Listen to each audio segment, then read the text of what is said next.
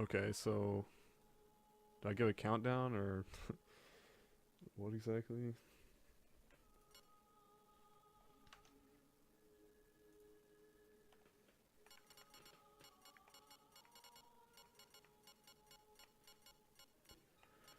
Okay, so 3, 2, 1, go. So this is Castlevania Symphony of the Night. Richter all bosses. Much like the previous run, I'll be using the alternate character of the game instead of the main. And how he differs from Alucard, the main character, is well, a lot of ways, but most importantly, he just doesn't have to collect any gear or like power-ups, and he doesn't level up at all. So he's pretty much good to go right from the start. I will be taking the time to collect some of these little things that are just out of the way here, just because this first 2 minutes of the game, I can't really speed it up, like no matter how well I actually execute, because there's a little statue that's going to be opening up that I have to get to, and it just won't open up any faster than 2 minutes, so I have a little bit of free time here to just grab some extra things, make some mistakes, doesn't really matter too much. So here I'll be grabbing my first sub-weapon. Sub-weapons use hearts, which you see in the top left there. I'm actually wasting kind of a lot of time now, so usually I'll grab that HP there after killing that boss, but we'll just forgo that for now. Not really a big deal. So I can start talking about the movement a little bit, I guess. Primarily, I'll use this dash attack here. And that's because, well, it's pretty fast, I suppose, but the main appeal is that it just actually does damage, unlike the slide. And it has invincibility frames for like the duration of the move, so that's really good. But probably most importantly is it stays in the air while he's moving forward. And there's a lot of like treacherous things you have to kind of move through. Like here, if you could slide, that would be nice, but it's just not really laid out in such a way where you can do that. But when you need to go up, you'll use the uppercut. It's the best form of vertical movement there is. By the way, all these ways I'm moving are complex inputs, I guess you would call it. Like they're fighting game inputs, basically. For this dash attack, it's... Oh, I just had to count this. This is really annoying, getting through this little gap. The dash attack input is up, down, down, forward, and then attack. And then the uppercut is down, up, and jump. Anyway, here's the second boss. He's got 2 forms. This will be the first boss I'm using Hydro Storm, which is probably the most powerful item crash. And item crash is a sub-weapon's like ultimate attack, and it takes a little bit more resources than just a normal sub-weapon use.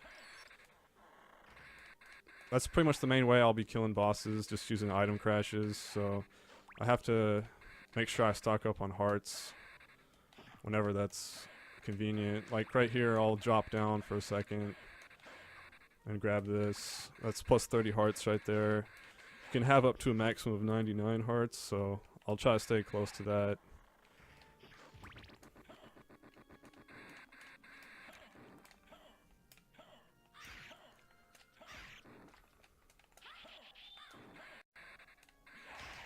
So out of the slide, well, the slide you do down plus jump, but if you press jump again during the very first part of it, he'll do this vault kick out of it, and that's actually the fastest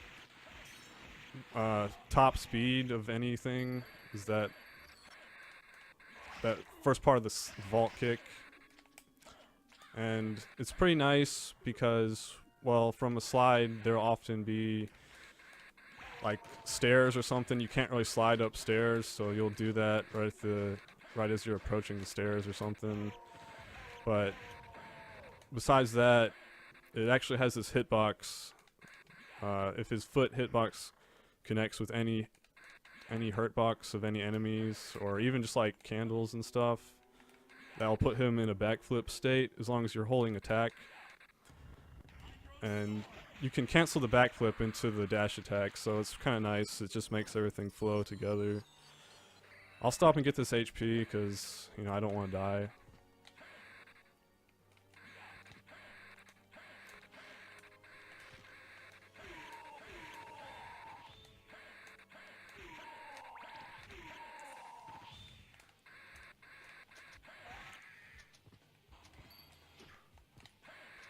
So there I just combined the inputs. Like I said before, the input for the dash attack is up, down, down, forward, and then attack. Well, the slide input kind of overlaps with that. So when you're doing the down for the dash attack input, you just hit jump and slide like a little bit before. And then you complete the motion. You can like slide off of ledges and then just instantly do the dash attack right after. I'll be doing that a bit, not too often, but it might be something you probably wouldn't really realize unless I pointed it out.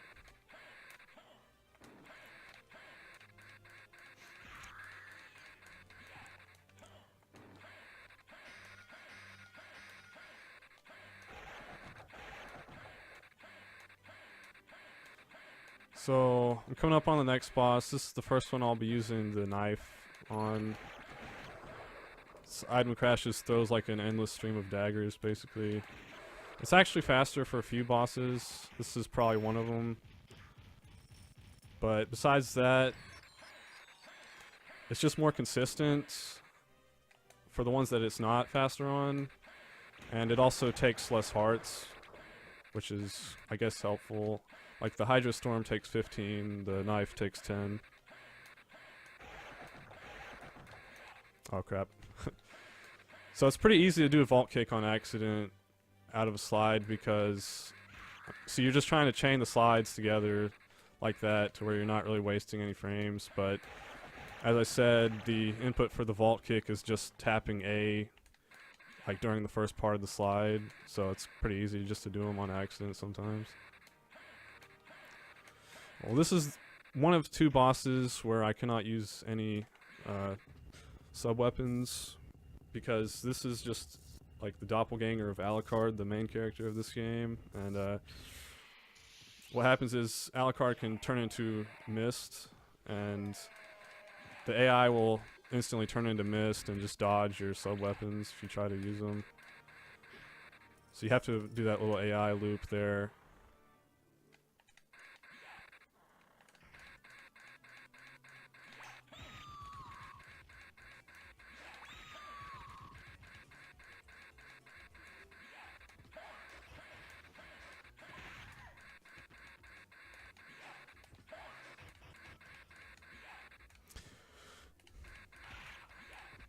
So here will be a blue door.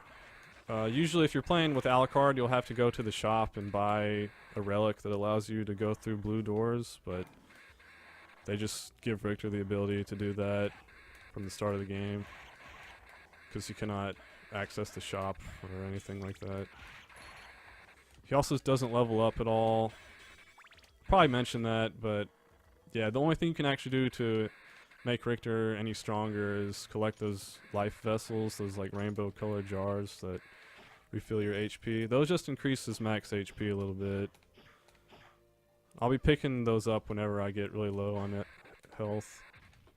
And just sometimes they'll be very conveniently placed. Like pretty soon there'll be one I'll just grab because it doesn't really waste any time.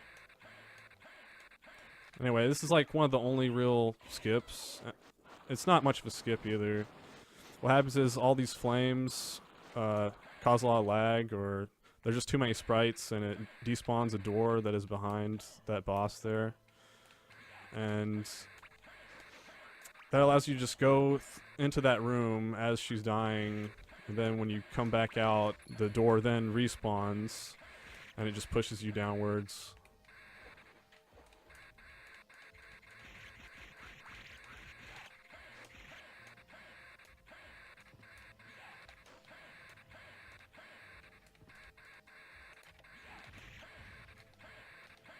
So I just activated the switch that will make this skeleton spawn here. Skeleton ape with the barrel. I need him to break this little floor here. It's pretty lame, you can't skip him.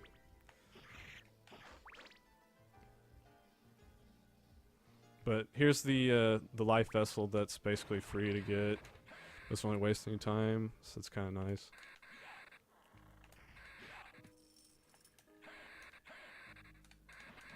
So I forgot to mention, but when you do the whip attack while you're in midair, you gain like a momentum boost basically in the direction that you're facing.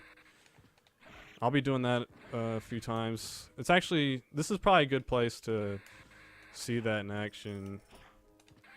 I can kind of dodge some of those platforms with it there. Now I'll be grabbing the axe just for this one boss fight coming up.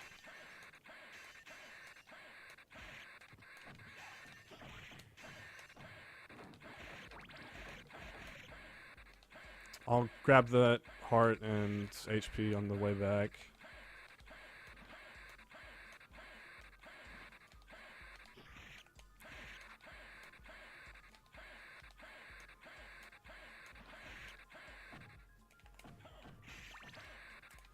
So this is probably one of the more interesting boss strategies.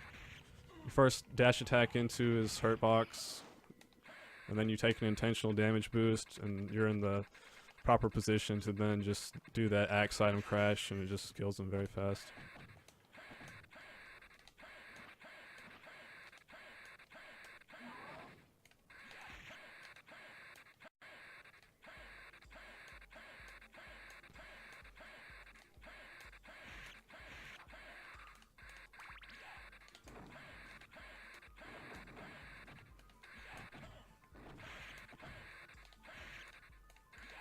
Oh crap.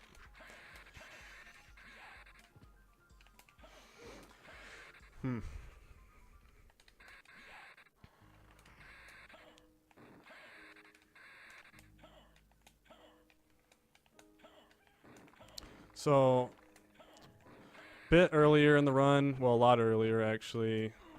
Crap. I activated this warp point. It was the one that has like the lion head above it. I just went into that room and quickly went back out. Well, this is the reason why I can now go back to that point instantly. That's really like just the big part of the routing in this is just using those warp points. There's not much else because Richter can't really skip a lot of things that Alucard could. Or like Alucard has the library card as well. Richter can't use anything like that. Anyway, this is big transition here, and actually allows you to buffer something through that teleporter. I actually failed to do it, but normally you can do an uppercut like instantly. But anyway, I'm in the second castle now, and so since Richter doesn't really level up, like I said, they had to kind of give him something to be able to deal with a lot of these monsters. So he gains a little bit more damage now. I think his HP is actually still the same, so he can die very easily here.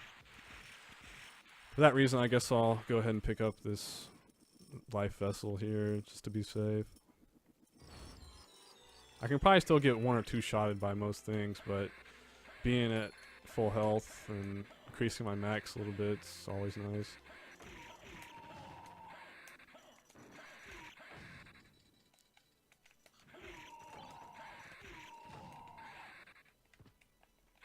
So I grab the knife again.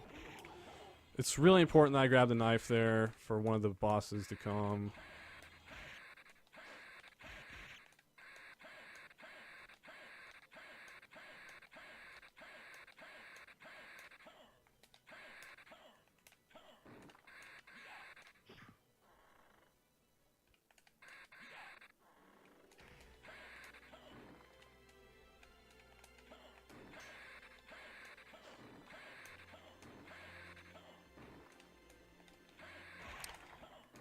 It's not a whole lot going on here. This place is pretty tricky, I guess, for new runners.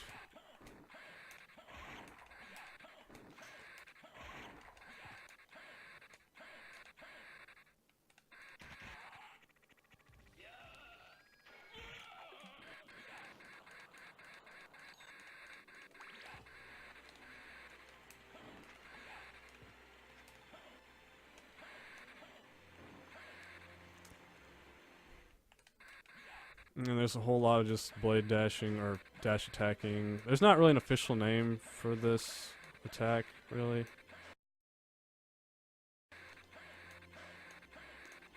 I believe the literal translation in like the PS1 instruction booklet on the Japanese version is just dash attack, but like it didn't have a name in the English instruction book.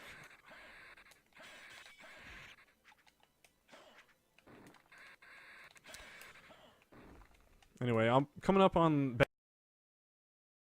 basically the hardest boss. They're all pretty easy, but this one, since you can't just like use one button and win, you might actually be a threat sometimes.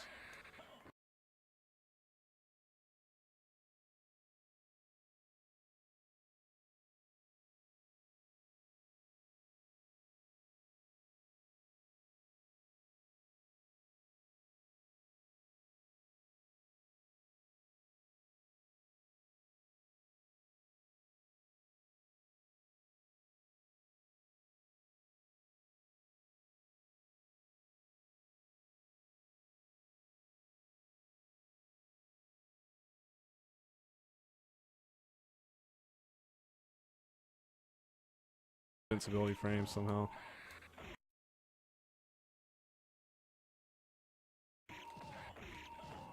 And that's why I just don't hit him all that often with that strat. You just can't really hit him any faster than that. The task actually hits him just with dash attacks only, but like that's just impossible in RTA.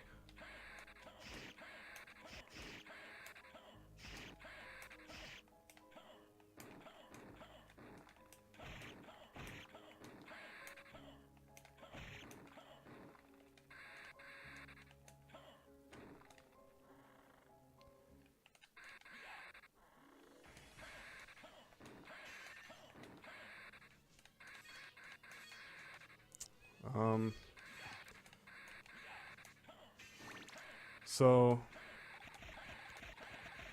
normally I'll get this HP and heart on the way back, but I'll get it on the way there just because I'm not at full HP.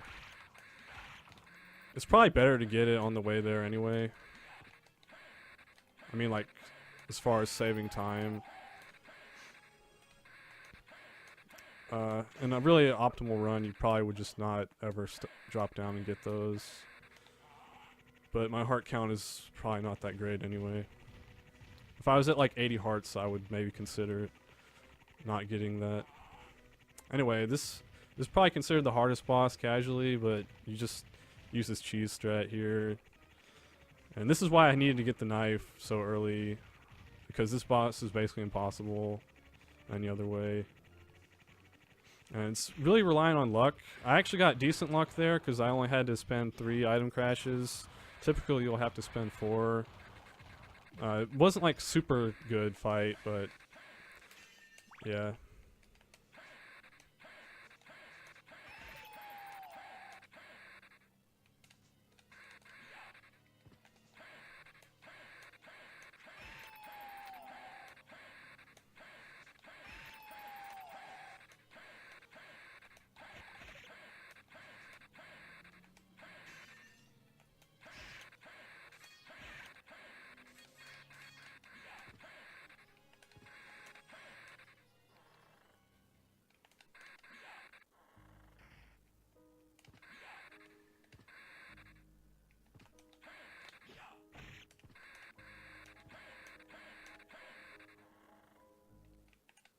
So I'm taking the warp point back,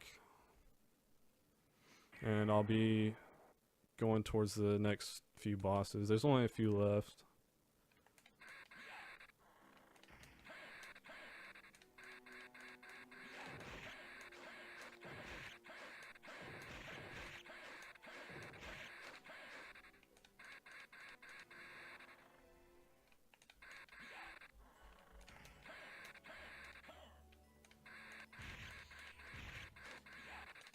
So this area is pretty nice because you can just slide a lot through these hallways. But it's actually somewhat dangerous, like if you don't have the proper slide timing, or if your position is just a bit off. Because these little orange pods are just laying there.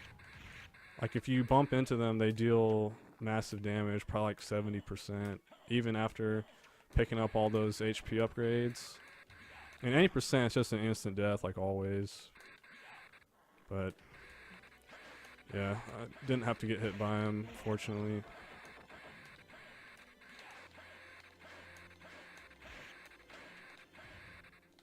Here you can really see the sliding off the ledge and then using the whip. It gives you a lot of momentum.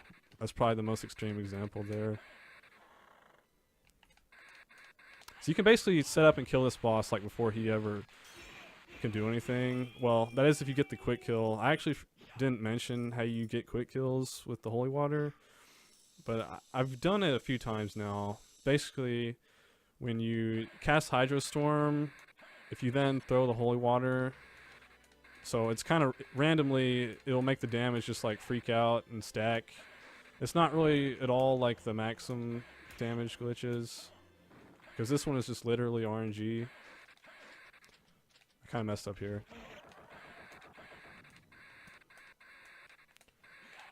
So like the frames that the damage stack will work are always different.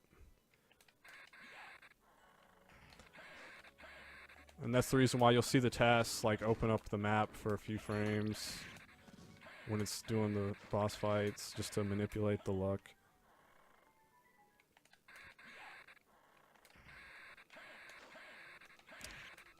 So these Minotaur axes deal like really insane damage. Try not to touch them. This is why I picked the holy water, by the way. This boss is basically 3 bosses at once, and the holy water just, you know, full screen AoE, so that's why I get that. I'll be swapping out for the axe again shortly though.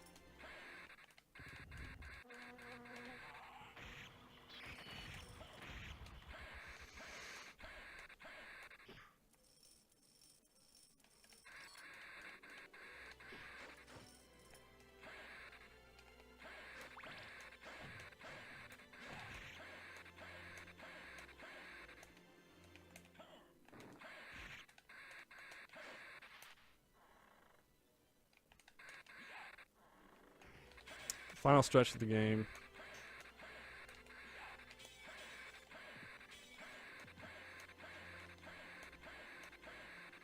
These guys can kill you in one hit, even from this HP.